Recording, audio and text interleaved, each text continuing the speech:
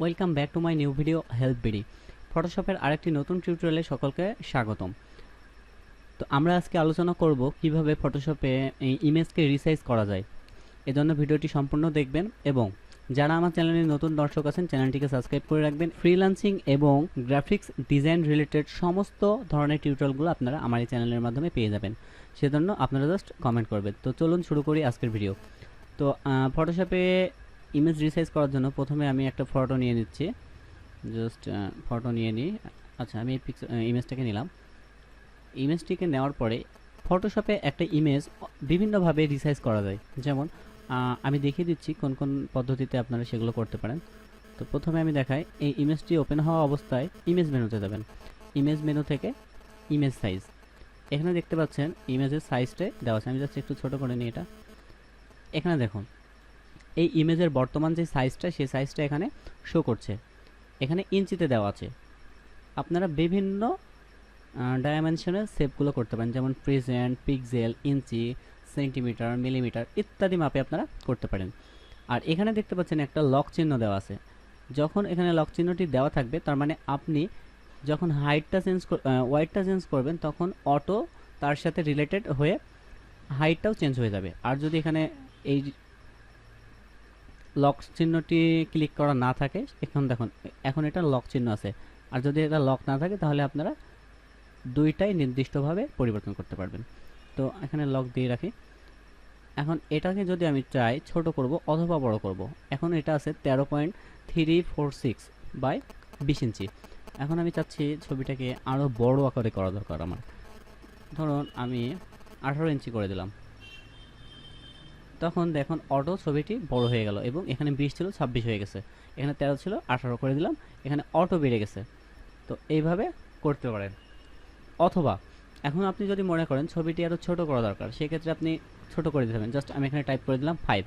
দেখুন অটো ছবিটি ছোট হয়ে গেল। জাস্ট ছবির যে মাপ, সেই মাপ অনুযায়ী এটা হয়ে গেল।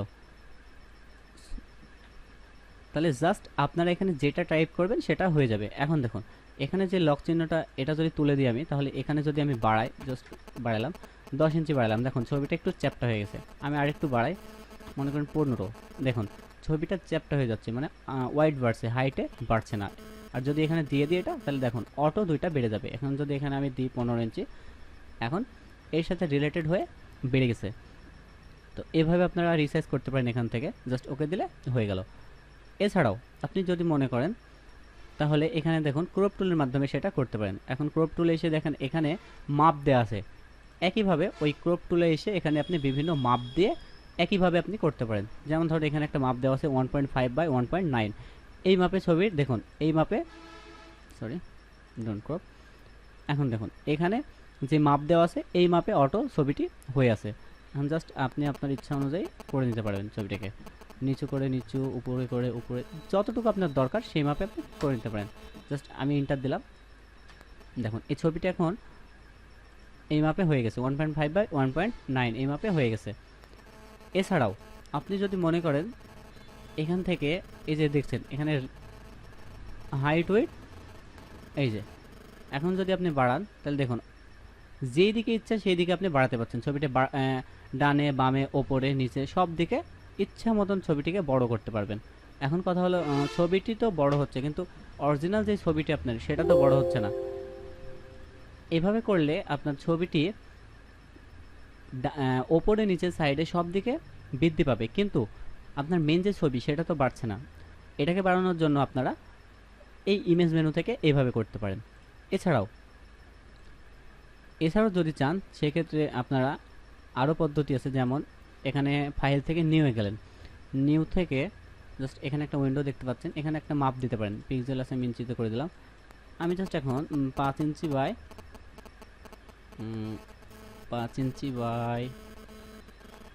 8 ইঞ্চি আমি একটা ইমেজ করব।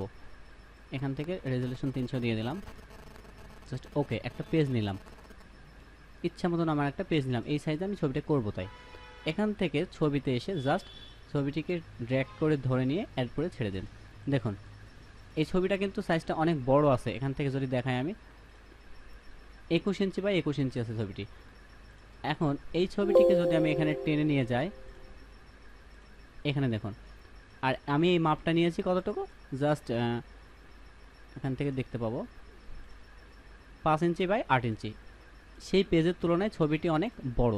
এখন এটাকে ছোট করার পদ্ধতি আছে, যেমন জাস্ট আমি একটু পেজটাকে ছোট করে নিচ্ছি অল্টার ধরে। ছবিটিকে এখন ছোট করার জন্য আপনারা জাস্ট কিবোর্ড থেকে কন্ট্রোল টি প্রেস করবেন। এখন দেখুন কন্ট্রোল টি প্রেস করার পর কোনো কিছু দেখতে পাচ্ছেন না, এর জন্য জাস্ট অল্টার প্রেস করে মাউসের চাকাটি একটু ঘোরাবেন। এবার কন্ট্রোল টি প্রেস করুন, তাহলে দেখুন দেখতে পাচ্ছেন ছবিটি, গোটা ছবিটি এখানে দেখা যাচ্ছে। এটাকে ছোট করার জন্য জাস্ট শিফট প্রেস করে এটাকে টান দিতে হবে, তাহলে দেখুন ছবিটি ছোট হয়ে যাচ্ছে। এখন আপনার ইচ্ছা অনুযায়ী ছবিটিকে বসিয়ে জাস্ট ইন্টার প্রেস করুন, তাহলে দেখুন ছবিটি হয়ে গেছে। এখন দেখুন এটা 5 ইঞ্চি বাই 8 ইঞ্চি সাইজে একটা ছবি আমার হয়ে গেছে। এখন জাস্ট এটাকে সেভ করলে হয়ে যাবে। আপনার যে সাইজ দরকার আপনি সেই সাইজেই করতে পারেন। তো এই ছিল পদ্ধতি। এছাড়াও আরও পদ্ধতি আছে, যদি আপনারা চান সেগুলো অ্যাডভান্স লেভেলে আরও শিখিয়ে দেওয়া হবে। তবে এই দুইটা পদ্ধতিতে আপনারা করতে পারেন, কোনো সমস্যা নেই। নতুনভাবে পেজ নিয়ে অথবা ইমেজ মেনু থেকে আপনার যেভাবে সুবিধা হয় সেভাবে আপনি করতে পারেন। তো এই ছিল আজকের আলোচিত বিষয়, ফটোশপে কিভাবে ইমেজ রিসাইজ করবেন। তো ভিডিওটি শেষ পর্যন্ত দেখার জন্য অসংখ্য ধন্যবাদ। যারা চ্যানেলটিকে এখনও সাবস্ক্রাইব করেনি প্লিজ চ্যানেলটিকে সাবস্ক্রাইব করবেন এবং আপনারা কমেন্টস করে জানাবেন কোন ধরনের ভিডিও আপনাদের দরকার।